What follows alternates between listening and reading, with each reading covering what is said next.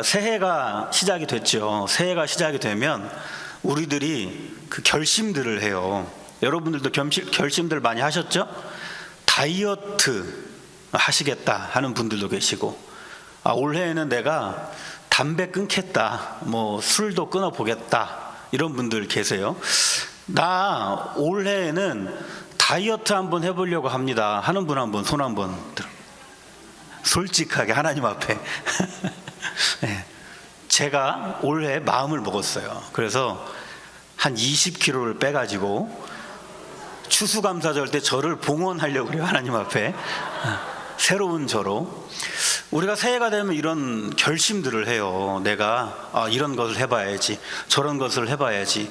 근데 이런 것들이 다 추구하는 게 있죠. 뭐냐면 나를 좀 더 나은 사람으로 만들어 주려는 것들을 우리가 결심을 해요.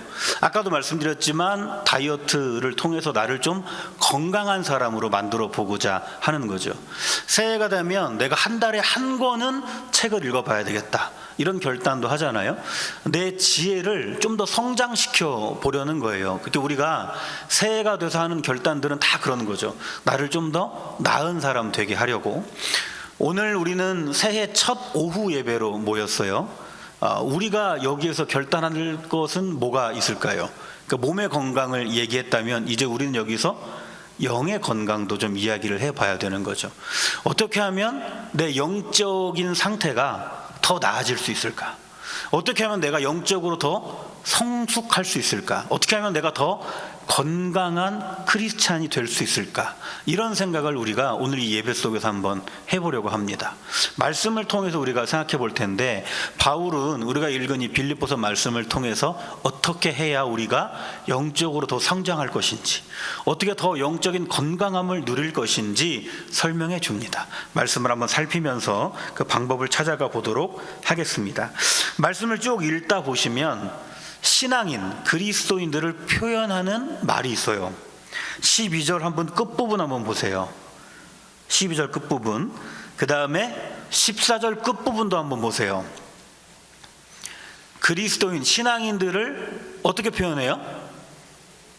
달리기 하는 사람으로 표현하죠. 달려가는 자, 이렇게 표현을 합니다. 이 시대에 육상 경기가 굉장히 유행을 했기 때문에 빌립보 도시에서도 달리기 하는 사람들을 흔히 볼 수 있었을 거예요. 바울은 그것을 빗대어 가지고 신앙인이 곧 이런 사람들과 같다고 설명을 합니다. 달리는 사람들이 지금 우리 눈앞에도 막 있다고 상상을 해보세요. 막 사람들이 달려갑니다. 이 달려가는 사람들이 다 어디를 보고 달려가겠어요? 결승점 앞을 보고 달려가겠죠? 달려가는 사람들 중에 뒤를 자꾸 돌아보는 사람이 있다고 한번 생각해 보세요. 이 사람은 그 결승점까지 끝까지 가기도 어렵지만 간다 하더라도 좋은 성적을 낼 수가 없죠. 신앙인은 그런 사람들이라는 거예요. 자꾸 뒤돌아보지 않고 앞을 바라보고 가는 사람들이 신앙인이라는 겁니다. 한번 따라해 보겠습니다. 뒤 돌아보지 마세요. 한 번 더, 뒤 돌아보지 마세요. 어떻게 하면 우리가 영적인 성숙을 이룰 수 있을까? 바울이 우리에게 첫 번째 알려주는 것은 뒤 돌아보지 말라는 거예요. 이게 바울은 이게 자기 고백으로 하는 말이거든요. 바울이 원래 어떤 사람이었는지 우리는 잘 압니다. 바울은 예수 안 믿는 사람이었잖아요. 그러니까 철저한 유대교인, 철저한 율법주의자였습니다. 구원을 어떻게 받는다고 생각했냐면 이 율법들, 사람들이 만든 이 율법들을 철저하게 지키면 그 결과로 구원받는다, 이렇게 생각했어요. 구원도 자기가 만들어서 받는 것이죠. 그러니까 당연히 예수 믿고 그 믿음으로 구원받는다는 말은 바울에게는 말도 안 되는 이야기였던 거예요. 그러다 보니까 당연히 그리스도를 믿는 사람들은 이단인 것이고, 그리스도를 전하는 사람들은 자기가 나서서 없애야 되는 사람이었던 거죠. 자기가 그렇게 하면 할수록 내가 더 잘 믿는 거라고, 내가 구원의 길을 향해서 가는 거라고 생각했던 것이 바울이었습니다. 우리가 바울이 다메섹으로 갈 때 바울의 그 심적인 상태가 어땠는지 성경은 기록하고 있어요. 그 안에 뭐가 있었다 그래요? 바울 안에 살기. 내가 잡아서 죽일 거야. 이 마음이 바울 안에 있었다는 거예요. 예수님을 만나기 이전에 바울의 상태가 그랬다는 거죠. 그런데 바울은 거기에 머무르지 않았잖아요. 복음을 전도하는 전도자가 됐습니다. 복음 안 믿고 복음 퍼져가는 것 방해하고 복음을 핍박하던 자가 예수님 만나고 이제는 복음을 전하는 자가 되어버렸어요. 이 복음을 더 잘 전하기 위해서 자기가 이제까지 쌓아왔던 모든 스펙들을 다 배설물로 여겨버리고 죽을 고비들을 많이 만날 때에도 앞만 보고 바울은 걸어갔다는 것이죠.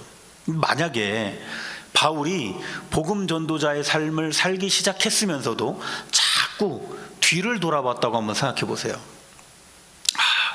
내가 왜 그때 그렇게 행동했을까? 내가 왜 그때 복음 전하는 자들을 그렇게 핍박했을까?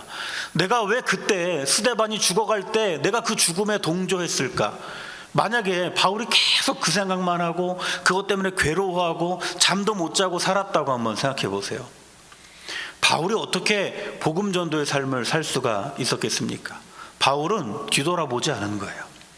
복음을 만나고 이제 새 사람이 되어서 앞을 바라보고 나아갔던 겁니다. 그러니까 바울이 우리에게 설명해 주는 거예요. 내가 영적인 성숙을 원한다면 제일 먼저 해야 되는 일, 뒤돌아보지 말라는 거예요. 그런데 우리의 어떤 것들이 자꾸 우리의 발목을 붙잡습니까? 우리를 자꾸 뒤돌아보게 만드는 이유들은 어떤 것들이 있습니까? 신방을 하다 보면은 수십 년 전에 있었던 일을 마치 지금 당하고 있는 것처럼 괴로워하면서 이야기하시는 분들을 만나요. 대표적인 것들이 시집살이, 한 40년 전 그 얘기, 남편이 구박했던, 이미 돌아가셨 남편이 구박했던 그 얘기를 지금 내가 당하는 것처럼 아직도 괴로워하면서 힘들어하면서 이야기하시는 분들을 많이 만납니다. 그러니까 얼마나 그때의 그 고통이 심했으면 수십 년이 지났는데도 지금도 그것 때문에 괴롭겠습니까? 충분히 이해가 되죠. 그런데 그 지나간 일에 계속 내가 붙잡혀 있으면 나는 앞으로 나갈 수가 없는 거예요. 이미 그때 그 사람은 그때의 일을 다 잊었거든요. 이미 그때 그 상황은 다 흘러가 버렸거든요. 그런데 나는 여전히 그때 그 사람에게 묶여 있고 그때 그 일에 묶여서 살고 있는 거예요. 앞으로 나갈 수가 없죠. 계속 뒤만 돌아보면서 여전히 괴롭고 여전히 힘들고 여전히 슬프고 여전히 눈물 나면서 살게 되는 겁니다. 그런 것들이 자꾸 우리의 발목을 잡아서 우리를 자꾸 뒤돌아보게 하고 앞으로 가지 못하게 만듭니다.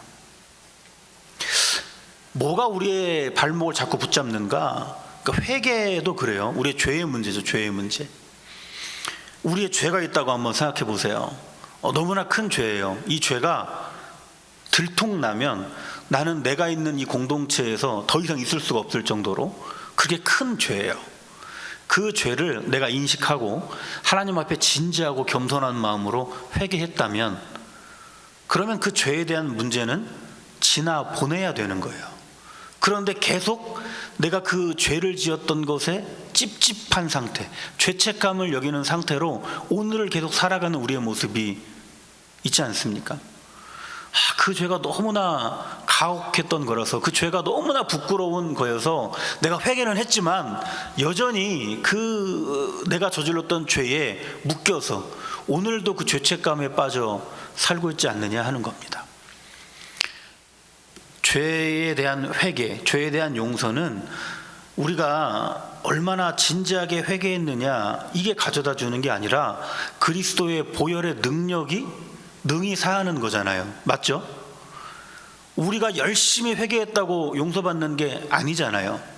내 죄가 비교적 가벼운 거여서 용서받는 것도 아니잖아요. 예수께서 그 보혈의 능력으로 그 죄를 덮어버리셨기 때문에 우리가 죄 용서를 받는 거잖아요. 그러니까 우리가 진지한 마음으로 내 죄에 대해서 회개를 했다면 용서받은 줄로 믿고 이제는 앞으로 걸어가야 되는 거예요. 그런데 우리는 회개를 하면서도 계속 그 죄에 묶여서 뒤를 돌아본다는 말씀입니다. 이렇게 지나간 것들은 지나간 대로 그냥 두셔야 되는데 계속 거기에 내가 묶여서 오늘을 살아가는 것, 바울은 우리에게 이야기해요. 그러지 말라는 거예요. 뒤돌아보지 말라는 거예요. 지나간 대로 두라는 거예요. 그리고 앞을 바라보라고 이야기합니다. 지나간 거 그냥 지나간 대로 두었다면, 이제는 더 이상 지나간 것들에 우리가 얽매이지 않고 살기로 마음을 먹었다면, 그렇게 뒤돌아보지 않기로 우리가 결단했다면, 이제 우리가 어디를 바라보아야 된다고 말씀드렸어요? 어디요? 그 뒤 아니면 어디예요? 앞이죠, 앞. 그러니까 우리가 뒤돌아보지 않기로 이제는 결단을 했다면 어디를 바라봐야 돼요? 앞을 바라봐야 되는 겁니다. 말씀 한번 보세요. 13절 끝부분을 한번 보세요. 이렇게 나오죠. 뒤에 있는 것은 잊어버리고 이제 앞에 있는 것을 잡으라는 거예요. 뒤에 있는 것은 어떻게 하라고요? 잊어버리고 뭘 잡으래요? 앞에 있는 것을 잡으려고 달려가라고 이야기합니다. 14절 한번 보세요. 14절에는 앞에 있는 걸 뭐라고 이야기하냐면 표대라고 얘기해요. 표대. 이 표대가 뭐냐면 부르심의 상이 있는 그곳을 보여주는 기준이에요. 표대. 그러니까 바울은 우리에게 이야기해요. 이제 지나간 것은 지나간 대로 두시고 더 이상 뒤돌아보지 마시고 표대가 저기 앞에 있으니 거기까지 가면 부르심의 상이 있으니 거기 바라보고 앞으로 달려갑시다. 바울이 우리에게 이야기하는 겁니다. 우리가 뒤를 돌아보지 않는 것도 참 중요한데 뒤를 돌아보지 않는 것만으로 다가 아니라는 거예요. 우리 영적인 성숙은 뒤를 돌아보지 않는 것만으로 되는 게 아니라는 거예요. 뒤 안 돌아보는 것은 영적 성숙의 시작이에요, 시작. 그리고 우리가 앞을 바라보아야 하는 겁니다. 12절도 한번 보세요. 이 말씀을 같이 한번 읽어볼까요? 시작. 내가 이미 얻었다 함도 아니요 온전히 이루었다 함도 아니라 오직 내가 그리스도 예수께 잡힌 바 된 그것을 잡으려고 달려가노라. 아멘. 여기서 말하는 얻은 것, 이건 뭐냐면 구원을 이야기해요. 구원. 바울이 이야기하잖아요. 내가 이미 구원을 얻은 것도 아니고 그 구원을 온전히 이룬 것도 아니다. 그래서 나는 오늘도 앞을 보고 달려가는 거다 이야기해요. 이 말은 바울이 아직 구원을 못 받았다, 바울에게 임한 구원이 온전하지 못한 것이다, 이 말이 아니에요. 바울이 하고 싶은 말은 뭐냐면 나는 오늘도 이 구원을 완성하기 위해서 달려간다, 이 말을 하고 있는 겁니다. 그러니까 구원이라는 것은 우리가 믿음에 대한 결과가 아니에요. 시작이죠. 내가 구원받았다는 것은 신앙인의 결과가 아니잖아요. 구원받고 신앙인의 삶이 시작되는 거 아니겠습니까? 바울은 지금 그 얘기 하고 있어요. 나는 구원받았는데 그거 완전하게 내가 이룬 게 아니야. 그렇기 때문에 나는 오늘도 이 구원을 이루기 위해서 저 표대를 바라보면서 달리고 있어, 이렇게 이야기합니다. 바울이 우리에게 말해주고 싶은 두 번째, 어떻게 하면 영적 성숙을 이룰 수 있을까? 표대를 향하여 달려가자, 바울이 이야기합니다. 그런데 우리가 표대를 향하여 달려가야 된다고 말씀을 드려도 계속 그 자리에서 주저하거나 안주하려는 경향들이 있어요. 왜 그럴까? 우리 가운데 이런 생각들이 있을지 모르겠습니다. 나는 이 정도면 괜찮지 않나? 내가 신앙인으로서 이 정도면 좀 충분하지 않을까? 이런 생각을 한다는 거죠. 그리고 앞서서 말씀드렸던 것처럼 구원을 결과물이라고 생각해서 나는 지금 구원 받았으니까 그러니까 됐지, 이런 생각들이 자꾸 이 자리에서 나를 그냥 멈춰 있게 만든다는 거예요. 그러니까 뒤 안 돌아보는 것까지는 좋은데 앞으로 나아가지를 못하고 계속 그냥 이 자리에 머물러 있게 만든다는 것이죠. 그런 우리들에게 바울이 이야기하는 거예요. 그거 아니라고. 그거 아니라고. 구원을 온전히 이루어 가야 하는 그 일이 우리에게 남아 있다고. 그러니까 뒤를 돌아보지 않는 것에서 그냥 만족하지 말고, 오늘 여기에 주저하고 있지도 말고 앞을 보면서 나아가자고, 달려가자고 바울은 우리에게 이야기합니다. 그럼에도 우리는 여전히 주저하려는 마음들이 있죠. 저 집사님에 비해서 나는 지금 여러 가지 신앙생활도 하고 있고 교회에 충성하고 있으니까 이 정도면 뭐 괜찮지 않을까? 내가 젊었을 때 얼마나 교회에 충성했는데 그때 한 걸로 됐지. 아니면 지금 내가 어떻게 신앙생활에 막 관심을 쏟을 만한 여유가 없는데 지금 말고 조금 있다가 이 문제들 좀 해결되고 그 다음에 내가 좀 신앙적인 것도 생각해 봐야지. 이런 마음들이 우리 가운데 여전히 있어서 자꾸 우리를 현실에 안주하게 만들고 자꾸 앞으로 나가지 못하고 주저주저하게 만든다는 거예요. 그렇게 주저하고 있는 우리들에게 바울은 또 이런 말씀을 합니다. 16절 이 말씀도 같이 한번 읽어보겠습니다. 시작. 오직 우리가 어디까지 이르렀든지 그대로 행할 것이라. 아멘. 오직 우리가 어디까지 이르렀든지, 우리의 신앙의 상태가 지금 어디까지 왔든지, 내가 생각하든 다른 사람이 날 생각하든 내 신앙의 상태가 지금 어디까지 이르렀든지 상관없이 모두가 그대로 행하라 이야기합니다. 여기서 말하는 그대로라는 말은 지금까지 바울이 했던 말들이에요. 뒤 돌아보지 말고 현재에 안주하지도 말고 표대를 향하여 달려가는 것. 바울이 했던 이 말들을 그대로 행하라는 거예요. 내 신앙의 상태가 어떻든지 스스로 이 정도면 나는 신실하지, 그래도 그대로 행하라. 스스로 나는 그래도 다른 사람보다 굉장히 모범적이지 않은가? 그래도 그대로 행하라. 우리가 어디까지 이르렀든지 상관없이 그대로 행해야 된다고 바울은 우리에게 알려줍니다. 이 바울의 말씀, 하나님께서 바울을 통해 주신 말씀을 붙잡고 그렇구나, 나는 여기에 안주할 수 없겠구나, 이제 나도 저 표대를 바라보면서 달려가야 되겠구나 생각하며 믿음의 한 걸음을 내딛는 사람에게 하나님께서 어떻게 함께 하시는가? 15절 말씀 같이 읽어보겠습니다. 시작. 그러므로 누구든지 우리 온전히 이룬 자들은 이렇게 생각할지니 만일 어떤 일에 너희가 달리 생각하면 하나님이 이것도 너희에게 나타내시리라. 무슨 말씀인지 헷갈리시죠? 여기서 말해요. 우리 온전히 이룬 자들. 이건 다 이룬 자들이라는 말이 아니라 그 온전함을 이루기 위해서 오늘도 달려가고자 하는 자들을 이야기합니다. 내 신앙의 성숙을 향해서 오늘도 믿음의 달리기를 해보려고 하는 사람들, 그런 사람들을 여기서 우리 온전히 이룬 자들이라고 이야기합니다. 그렇게 내 신앙 성숙을 위해서 표대를 향해 달려가기로 한 사람들, 그 사람들은 그 달려가는 그 길이, 그 와중이 얼마나 힘들겠어요.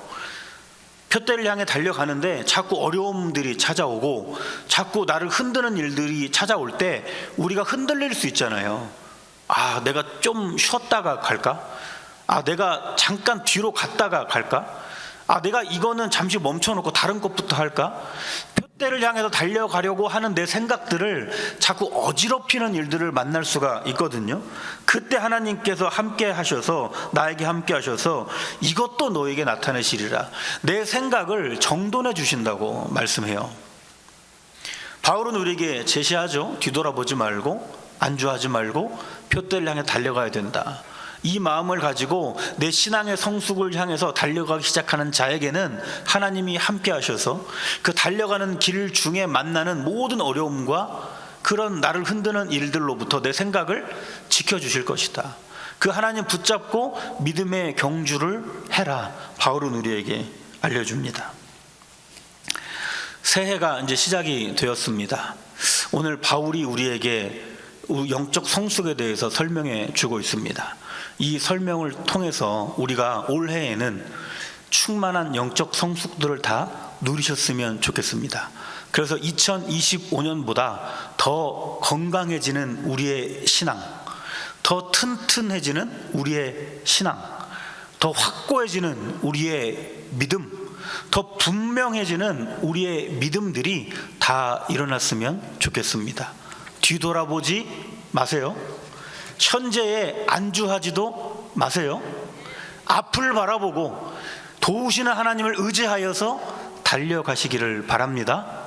그 경주를 하나님께서 끝까지 이끌어 주셔서 결승점에 모두 다 도착할 수 있도록 도우실 것입니다.